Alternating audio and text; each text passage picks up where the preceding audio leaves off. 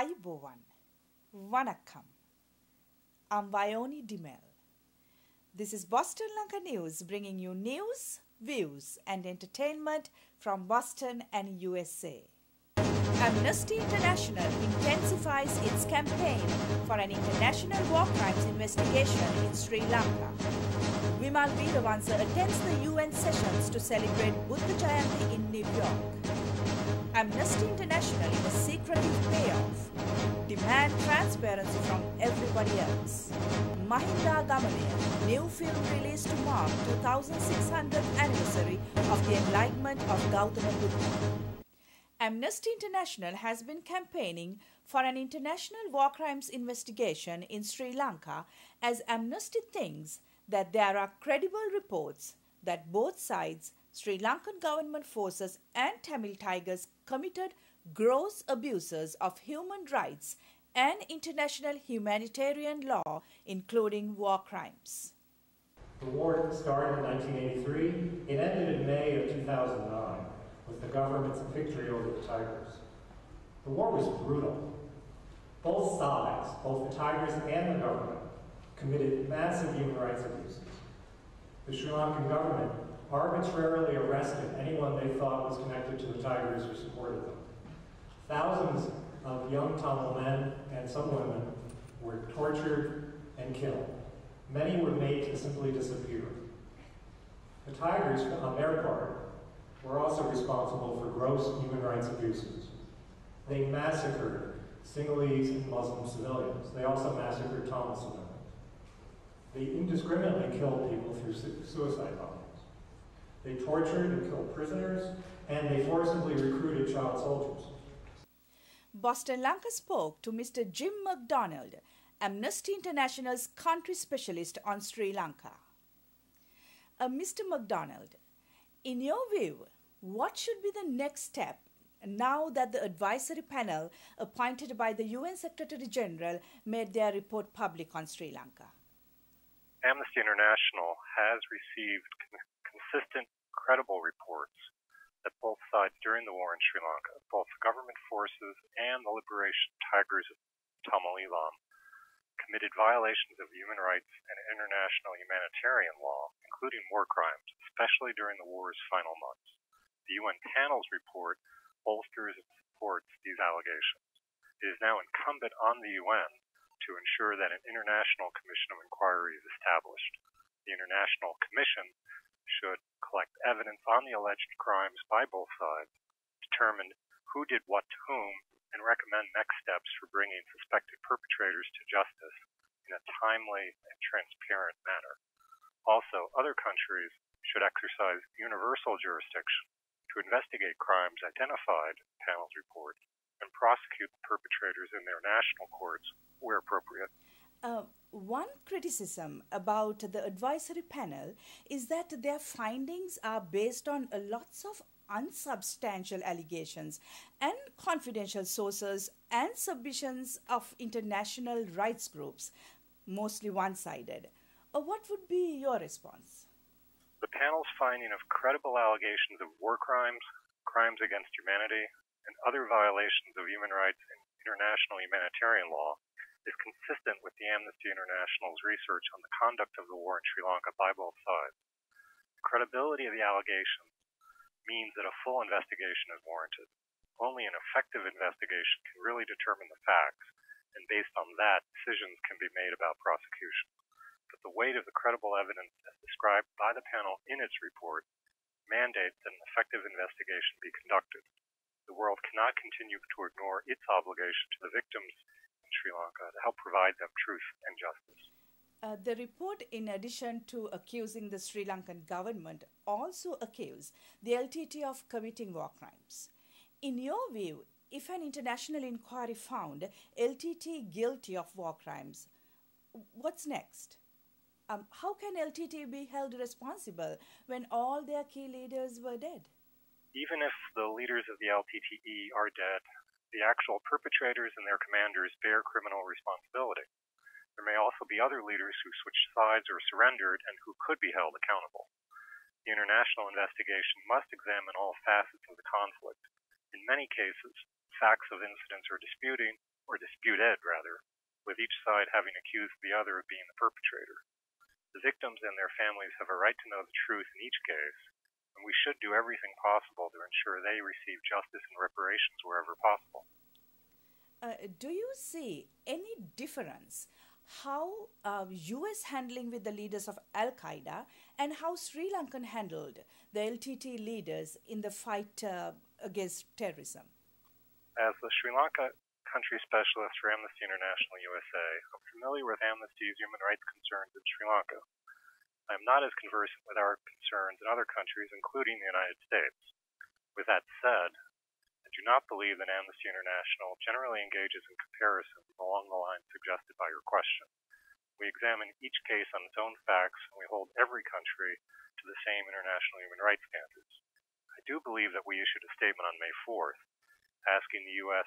Pakistani authorities to clarify aspects of the operation in which Osama bin Laden was killed so that we can determine whether the operation was conducted in accordance with international law.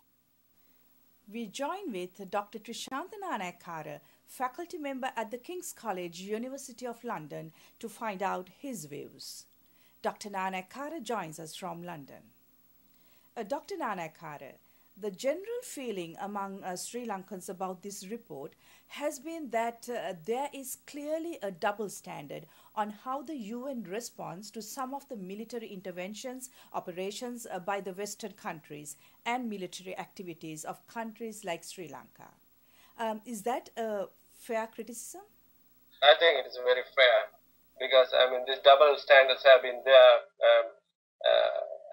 all throughout. Like we can remember even during the Iran and Iraq war, American government was caught, helping the Iranian government covertly, and then it became a big scandal. And then even the Iraq war, President Bush in America, and then Prime Minister Tony Blair in Britain, they both had to virtually apologize. But the thing is, the local critical mechanism in both these countries has been very strong. I can remember in a Senate hearing, all these people were commanding the Iraq war in the whole military operation were grilled openly, and it was broadcast on CNN. Mr. Rumsfeld was questioned openly about his policies, and then few commanders were prosecuted, and then they lost their jobs, and then they were clearly prosecuted. And even in the UK, the media has been so critical, and then nobody was intimidated. So the local critical mechanism, the media, has been very active, and then it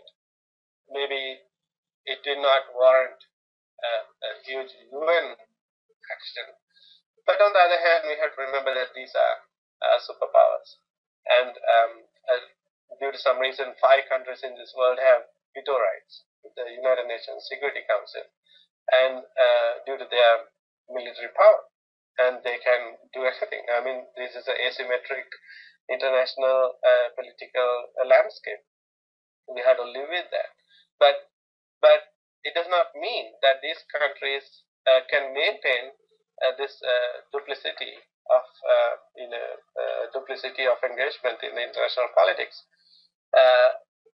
The final victim is the taxpayer.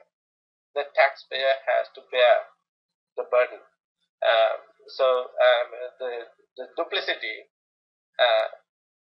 should be avoided in all political moves.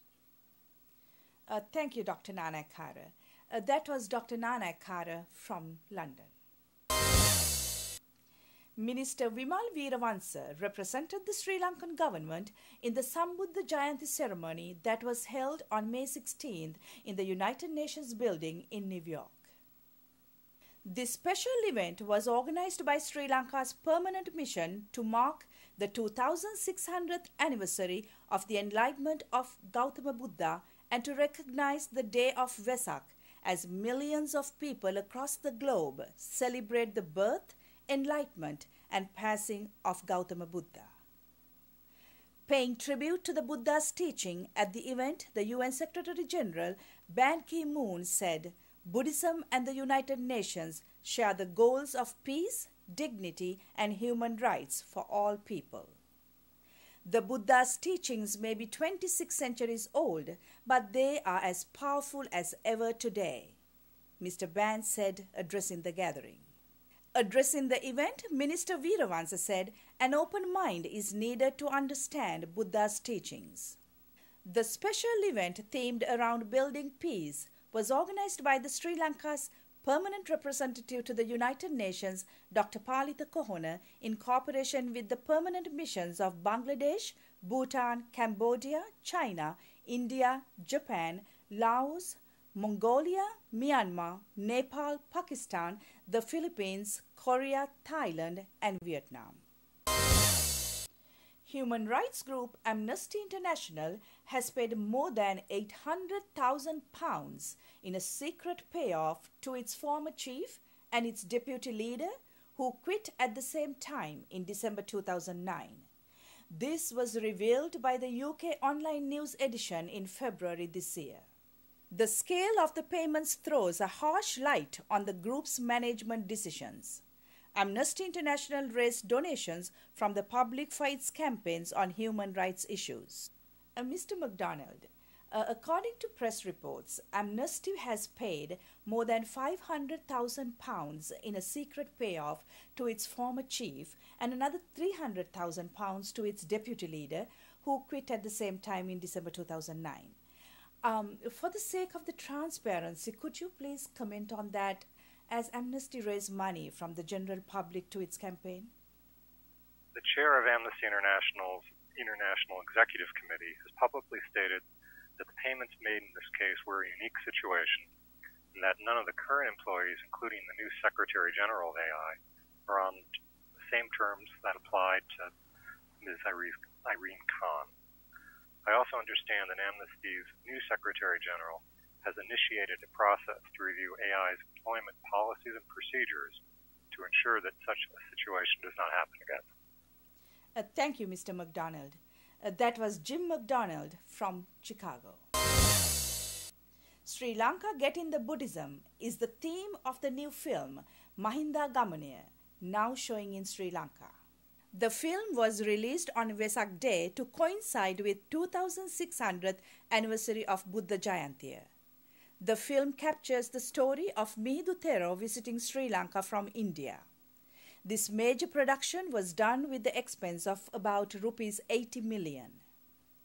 The cast includes Jeevan Kumaratunga, Dilhani Asokamala, Joabe Vikrama, Cletus Mendis, Sanat Dikkumbura, Roshan Pilapitiya, Roshan Ranawaka, and Oshadi Hemamaduma. Sanat Abesekara directed the film.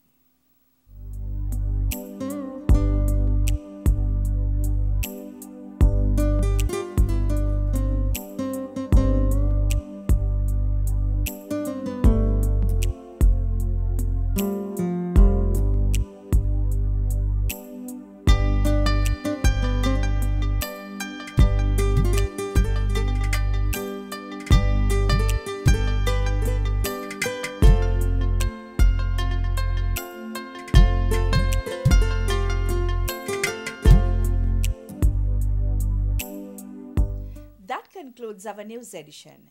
We meet you again with another news edition of News, Views and Entertainment from Boston and USA. Till then, goodbye.